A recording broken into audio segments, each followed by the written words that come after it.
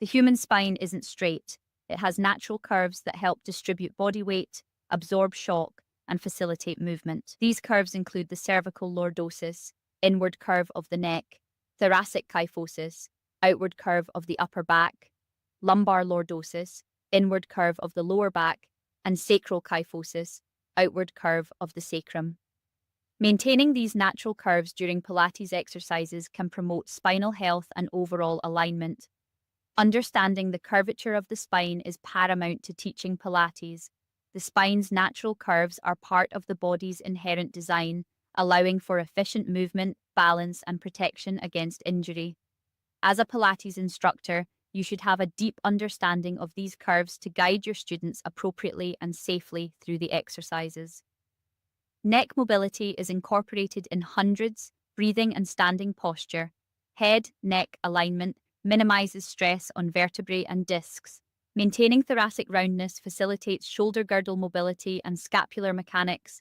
Many mat and reformer exercises reinforce natural lumbar curve, critical for distributing body weight to hips properly. The sacrum transfers weight from spine to hip bones sturdily. It permits controlled tilting of the pelvis in exercises like hip lifts. Thus, in motions like rolling down or up, we must cue spinal articulation that sequentially moves through each specialized curve for safety and stability.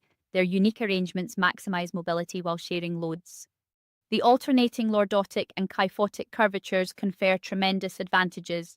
Biomechanical efficiency. Curves maximize strength and flexibility, permit controlled mobility in multiple planes. Weight distribution curves facilitate compressive weight transfer along vertebral column's length, avoids excessive focal loading, shock absorption. Curved architecture deforms and recoils under loads, cushions spinal contents like CSF and nerve roots, muscle attachments, broadens surface area for paraspinal muscle attachments, maximizes force generation potential. Thus, exercises must maintain natural curvatures. Flattening the back trains the body to move in mechanically unsafe ways. This explains the emphasis on sequential spinal articulation in Pilates flows. Factors influencing spinal alignment include genetic predispositions, inherited morphometry and bone density, joint hypermobility syndromes, lifestyle habits, postures during sitting, standing, sleeping, effects of diet, activity levels, injuries, past vertebral fractures, disc herniations, altering curvature, degenerative changes, disc desiccation, osteophytes formation. We must teach clients optimal spinal kinematics tailored to their unique baselines, cueing adjustments without forcing structural change. Our goals include balanced weight distribution, ideal muscle length tension, maximal symmetry between sides, increased postural awareness. The objective is facilitating clients' best personalized alignment and movement given their anatomical constraints. Teaching considerations, visual cues. Demonstrate and describe ideal spinal positioning in different postures. Metaphors. Grow tall like a flower to elicit cervical elongation, mental imagery.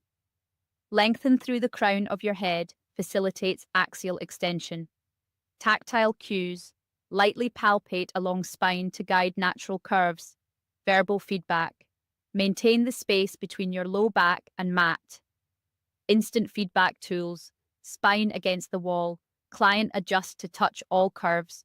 Use of mirrors, video recordings. Adjusting appropriately. Avoid excessive forcing or pressure. Gentle rocking can level pelvis.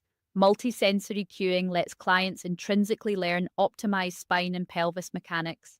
Providing ongoing alignment feedback is vital for meaningful behavioral change. A keen understanding of the spine's natural curves and the ability to teach in a way that respects and supports these curves will make you a more effective Pilates instructor. You will help your students improve their strength, flexibility, posture,